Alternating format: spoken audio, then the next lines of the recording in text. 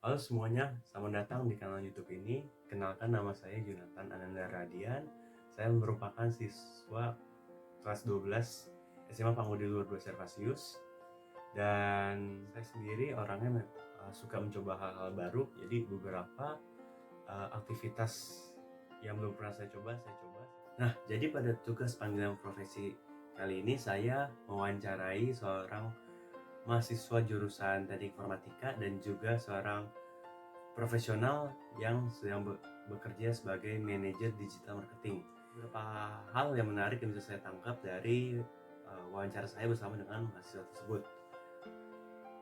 Mulai dari bagaimana lingkungan di jurusan teknik informatika, terus juga bagaimana ia memberikan tips agar saya bisa di jurusan teknik informatika, dan juga ia juga memberikan pengalaman-pengalamannya di jurusan teknik informatika tersebut. Berikut saya tampilkan cuplikan dari wawancara saya bersama dengan mahasiswa tersebut. Aplikasi financial technology, kayak Dana muncul, terus macam-macam lah, GoPay, ada lain-lain gitu. Nah, dari cuplikan tersebut bisa kalian lihat ya, ada beberapa hal yang menurut saya cukup menarik dari jurusan teknik informatika tersebut. Lalu yang kedua, saya melakukan wawancara bersama seorang profesional. Ia juga merupakan lulusan dari teknik informatika dan bekerja sebagai manajer digital marketing. Di sini saya lebih mendapatkan banyak info-info yang menarik dari dia. Nah, ini adalah cuplikan dari wawancara saya bersama dengan profesional tersebut. Untuk website, terus bikin website segala macam, agak kurang tertarik ke sana tadinya. Mengapa saya wawancarai kedua orang tersebut? Karena profesi yang saya tuju berada dalam ruang lingkup teknik informatika. Jadi profesi yang saya tuju adalah pekerjaan yang bernama CISO. Sebentar, saya lihat dulu. Kepanjangan dari CISO adalah Chief Information Security Officer, atau bahasa Indonesianya adalah Kepala Petugas Keamanan Informasi. Jadi seorang CISO ini ia yang menjaga suatu sistem dan juga mengatur dan juga membuat sistem keamanan data yang ada di suatu perusahaan. Sesuai dengan panjangannya, yaitu Chief Information Security Officer atau petugas kepala. Nah, jadi menurut informasi, pekerjaan dari seorang CISO ini di Indonesia berpenghasilan sekitar 40-50 juta per bulan. Sedangkan jika kita berpatok pada gaji internasional atau dalam dolar Amerika Serikat, konversi dari dolar Amerika Serikat ke rupiah Indonesia, seorang CISO dapat menghasilkan sekitar 375 juta per bulan, atau lebih besar lagi jumlahnya, atau 4,5 miliar per tahun. Nah, namun bagaimana sih saya dapat menempuh jenjang karir saya dapat menempuh sebagai seorang CISO ini? Jadi di sini saya sudah membuat listnya.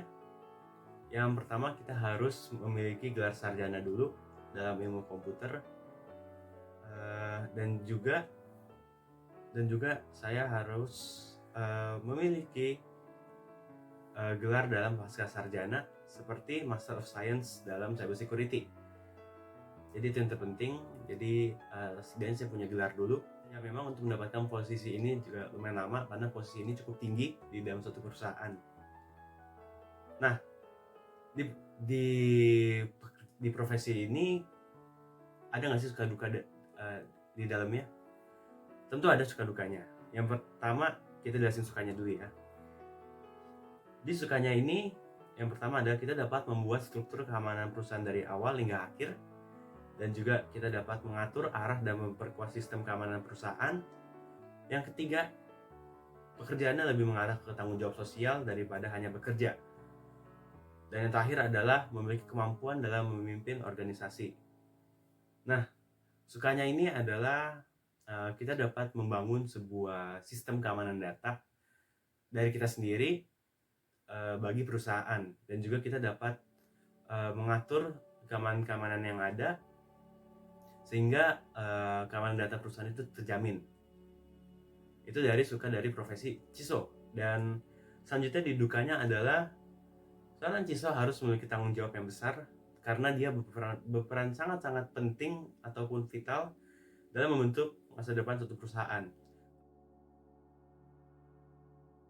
Saya memiliki berbagai sumber daya untuk meningkatkan kemampuan-kemampuan saya saat ini yang dibutuhkan oleh profesi CISO tersebut. Memiliki keraguan dalam menentukan keputusan karena saya orangnya terlalu banyak analisis, jadi saya terlalu ragu gitu. Dan juga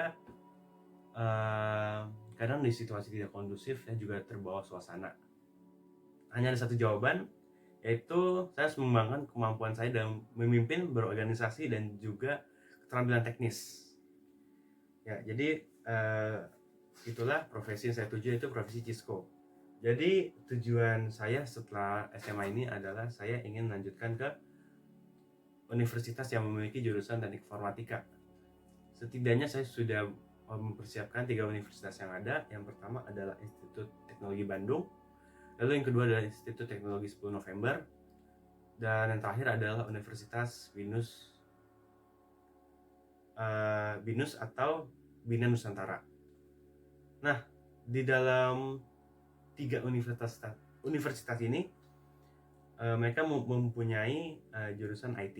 Jadi muncul inovasi jurusan teknik informatika itu pada saat saya masih SMP, karena saya dari kecil, dari SD ya, kelas 1 atau 2 SD, saya suka dengan teknologi.